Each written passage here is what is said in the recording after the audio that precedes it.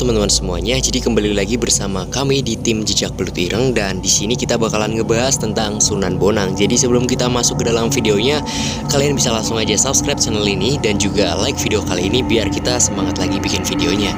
Oke, Sunan Bonang dilahirkan pada tahun 1465 di Rembang dengan nama Raden Maulana Magdum Ibrahim. Beliau adalah putra Sunan Ampel dan Nyai Ageng Manila, dan dia itu masa jabatannya itu sampai dari 1490 sampai 1506 atau 12. Nah, seperti itu. Dan Raden Syed Maulana Magdum Ibrahim atau yang biasa kita sebut Sunan Bonang itu lahir pada tahun 1465 di Surabaya atau Kerajaan Majapahit. Meninggal pada tahun 1525 di Tuban atau Kesultanan Demak. Agamanya Islam dan memiliki anak yaitu Raden Syed Maulana Magdum Hussein dan Syed Hussein Magdum Sampang, dengan orang tua yang bernama Sunan Ampel sebagai ayahnya dan ibunya itu yang bernama Nyai Ageng Manila. Ya, dikenal sebagai Wali Songo di cerita masyarakat yang beredar ya teman-teman ya. Dan pendidikannya itu dalam hal pendidikan Sunan Bonang belajar pengetahuan dan ilmu agama dari ayahandanya sendiri, yaitu Sunan Ampel. Ia belajar bersama santri-santri Sunan Ampel yang lain seperti Sunan Giri, Raden Patah, Raden Kusen dan lain-lain.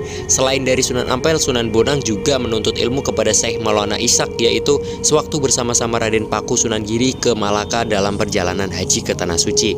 Sunan Bonang dikenal sebagai seorang penyebar Islam yang menguasai ilmu fikih, usuluddin, tasawuf, seni, sastra, arsitektur, dan ilmu silat dengan kesaktian dan kedikdayaannya yang menakjubkan.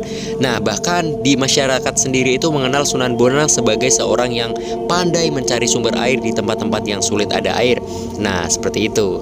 Sepanjang perdebatan dengan tokoh Buto Locaya yang selalu mengecam tindakan dakwah Sunan Bonang, terlihat sekali bahwa tokoh Buto Locaya itu tidak kuasa menghadapi kesaktian yang dimiliki oleh Sunan Bonang. Demikian juga dengan tokoh Nyai Peluncing yang kiranya seorang Bayi Rawi penerus ajaran ilmu hitam calon arang yang dapat dikalahkan oleh Sunan Bonang. Nah, keilmuan Sunan Bonang sendiri juga terkenal dalam ilmu kebatinannya. Ia mengembangkan ilmu zikir yang berasal dari Rasulullah SAW.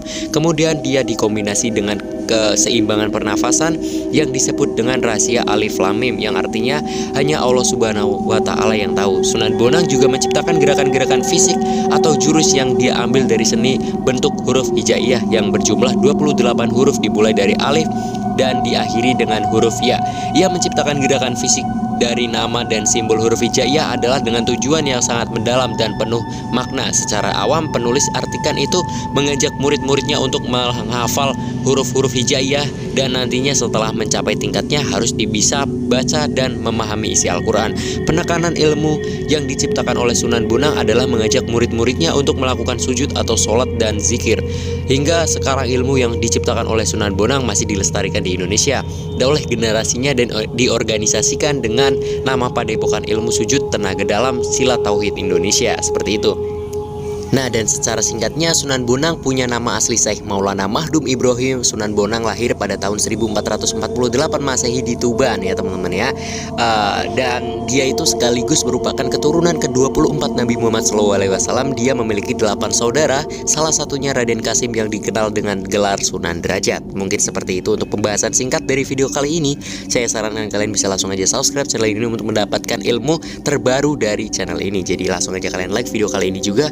Terima kasih telah menonton sampai detik ini, dan ya semoga channel ini bisa berkembang ke lebih baik lagi ke depannya. Jika ada tutur kata yang salah yang saya sebutkan, kalian bisa koreksi aja di kolom komentar. Terima kasih telah menonton video kali ini sekali lagi, dan sampai jumpa ke video-video berikutnya.